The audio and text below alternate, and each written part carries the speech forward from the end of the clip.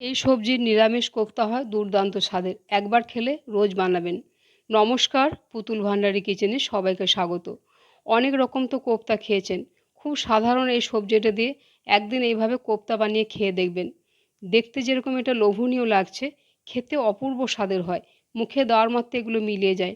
আর নিরামিষ দিনে যখন এই রান্নাটা করবেন, আপনারা নিজেরাই দেখবেন যে মাছ মাংস সেদিন আপনাদের খেতেই ইচ্ছে করবে না। আর এই রান্নাটা সব কিছুর সঙ্গেই খেতে খুব ভালো লাগে। আর যে সবজিটা দিয়ে আজকে আমি কোফতাটা বানাবো, এই সবজিটা প্রায় সারা বছরই পাওয়া যায়।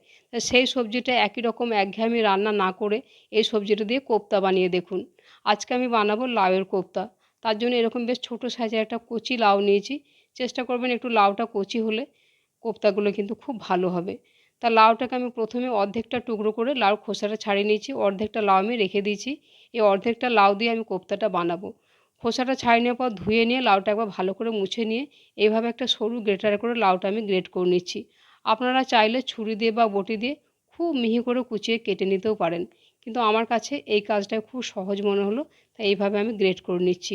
তবে মিক্সিতে কিন্তু ভুলেও পেস্ট করতে যাবেন না, তাহলে কিন্তু কোফতাটা হবে না। লাউ খুব নরম সবজি, তাই গ্রেট করতে কোনো অসুবিধা হয় না।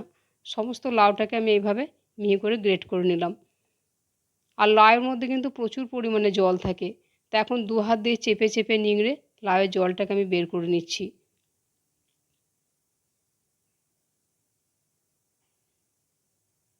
আপনারা চাইলে একটা পাতলা সুতির কাপড়ে এই লাউটাকে দিয়ে খুব চিপে নিংড়ে লাউয়ের এই জলটাকে বের করে নেবেন। যত চিপে নিংড়ানো যাবে লাউয়ের কোফতার বাইন্ডিংটা তত ভালো হবে।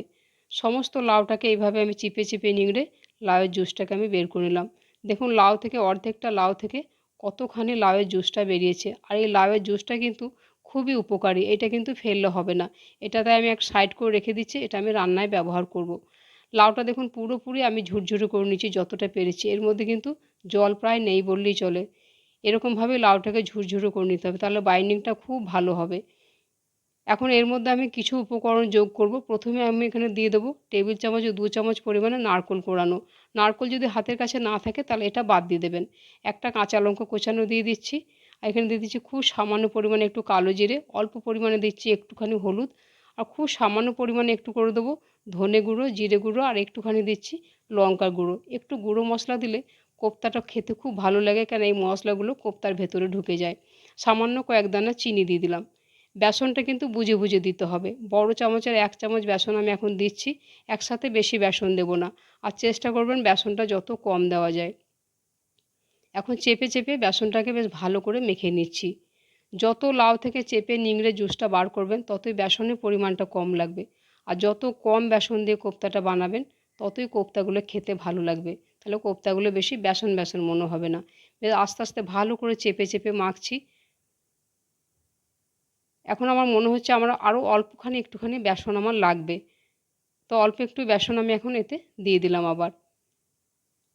আপনারা হয়তো খেয়াল করেছেন আমি এতে সব উপকরণ দিয়েছি, কিন্তু এখন আমি এতে নুন দিইনি। ভালোভাবে এটাকে মেখে নিচ্ছি প্রথমে, তারপর নুন দেব। প্রথমেই নুন দিলে কিন্তু এই লাউয়ের যে ডোটা এটা কিন্তু নরম হয়ে যাবে। তো এখন আমি পরিমাণ মতো নুন দিয়ে এখন হালকা হাতে চেপে চেপে এটাকে মাখবো। খুব বেশি চেপে মাখবো না, তাহলে লাউটা একেবারে নরম হয়ে যাবে। লাউ খুব নরম সবজি, নুন দিলেই কিন্তু লাউ থেকে জল ছাড়ে। এখন এগুলোকে আমি গোল গোল করে কোফতার শেপ দিয়ে এগুলো বানিয়ে নেবো। বানিয়ে রেখে দিলে এগুলো তাড়াতাড়ি করে বেশ তেলের মধ্যে ছেড়ে দেওয়া যাবে। আপনারা চাইলে লম্বা শেপেরও বানাতে পারেন বা চ্যাপ্টা করেও বানাতে পারেন। তবে আমার মনে হয় গোল গোল করে কোফতাগুলো বানালে দেখতে খুব ভালো লাগে। সমস্ত কোফতাগুলো আমি বানিয়ে রেখেছি। ওদিকে আমি কম আঁচে তেলটা আমি গরম হতে দিয়েছি। মশলা করব মিক্সির জারের মধ্যে 1 ইঞ্চি পরিমাণ আদা কুচিয়ে নিয়েছি। কুচানো আদাটা দিয়ে দিলাম। ঝালের জন্য দিয়ে দিচ্ছি 4টে কাঁচা লঙ্কা। ঝালটা আপনারা আপনাদের পছন্দ মতো কম বেশি করে নেবেন। একটা বড় সাইজের টমেটোর এখন অর্ধেকটা দিচ্ছি, অর্ধেকটা আমি পরে ব্যবহার করব। কয়েক টুকরো নারকেল এর মধ্যে দিয়ে দিচ্ছি, গ্রেভিটা খুব সুন্দর হবে।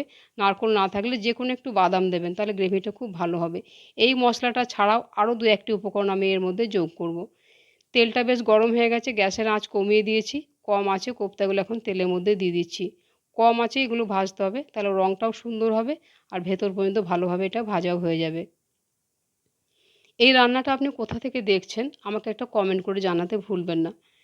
কিছুক্ষণ এইভাবে রেখে দেওয়ার পরে এখন কোফতাগুলো আমি আস্তে আস্তে করে উল্টে দিচ্ছি।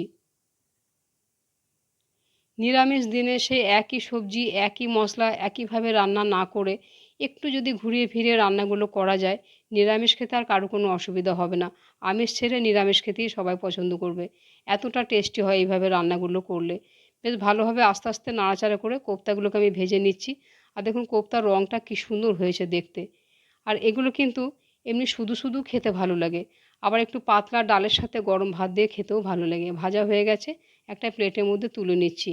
তা কড়াইয়ের মধ্যে আমার অনেকটা তেল আছে, রান্নার মধ্যে কিন্তু আমি এতটা তেল ব্যবহার করব না, এখানে কিছুটা তেল আমি কমিয়ে রেখে দেবো।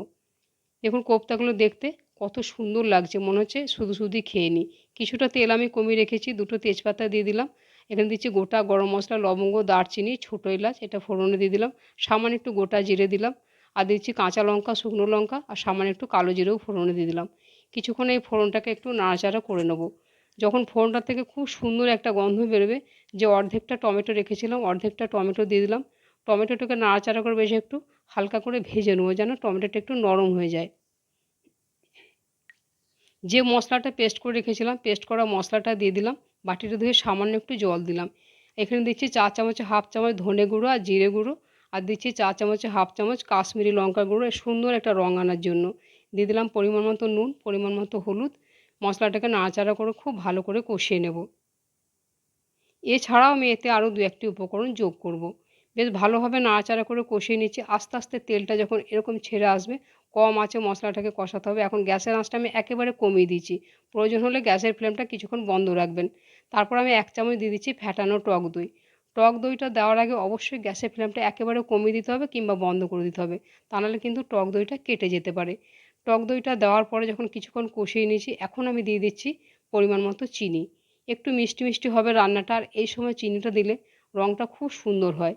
চিনিটা দেওয়ার পরে একবার ভালোভাবে নাড়াচাড়া করে কষিয়ে নিচ্ছি। আস্তে আস্তে তেলটা পুরো চারদিক দিয়ে যখন এরকম ছেড়ে আসবে, লাউ থেকে যে রসটা আমি বের করে রেখেছিলাম সেই লাউয়ের জুসটাই পুরোপুরি আমি এর মধ্যে দিয়ে দিচ্ছি। এই লাউয়ের জুসটার মধ্যেই প্রচুর পরিমাণে পুষ্টিগুণ থাকে। এছাড়াও অল্প একটু জলও দিয়ে দিলাম। এখন একবার নাড়াচাড়া করে দেবো। ঢাকা চাপা দেওয়া দরকার নেই। ঝোলটাকে আমি একবার কম আঁচে একটু ফুটিয়ে নেব। ঝোলটা যখন এরকম ফুটে উঠেছে, একবার নাড়াচাড়া করে দিলাম ভালোভাবে। এখন যে কোপ্তাগুলো আমি ভেজে রেখেছিলাম, ভেজে রাখা কোপ্তাগুলো এই ঝোলটার মধ্যে দিয়ে দিচ্ছি। একবার ভালোভাবে নাড়াচাড়া করে দেবো। কম আঁচে এটাকে 4 থেকে 5 মিনিটের জন্য ঢাকা দিয়ে দেবো। তাহলে কোপ্তাগুলো বেশ ভালো সেদ্ধ হয়ে যাবে। 5 মিনিট আমি ঢাকা দিয়ে রেখেছিলাম। 5 মিনিট পরে আমি ঢাকা খুলে একবার নাড়াচাড়া করে দিচ্ছি। একটু একটু ঝোল রাখতে হবে, কারণ এতে বেসন আছে, তা নাহলে কিন্তু পুরোপুরি শুকিয়ে যাবে। কোপ্তাগুলো একটাও ভেঙে যায়নি, দেখতেও সুন্দর হয়েছে। চা চামচে হাফ চামচ পরিমাণে দিয়ে দিলাম গাওয়া ঘি। চাইলে আবারও গরম মশলা দিতে পারেন, আমি আর গরম মশলা দিলাম না। দেখুন দেখতে কত সুন্দর হয়েছে। আজকের রান্নাটা কেমন লাগলো কমেন্ট করে জানাবেন, আর আমার চ্যানেলটিকে সাবস্ক্রাইব করে রাখারও অনুরোধ জানালাম। আবার দেখা হবে অন্য কোনো দিন অন্য কোনো রেসিপিতে। সবাই ভালো থাকবেন। নমস্কার।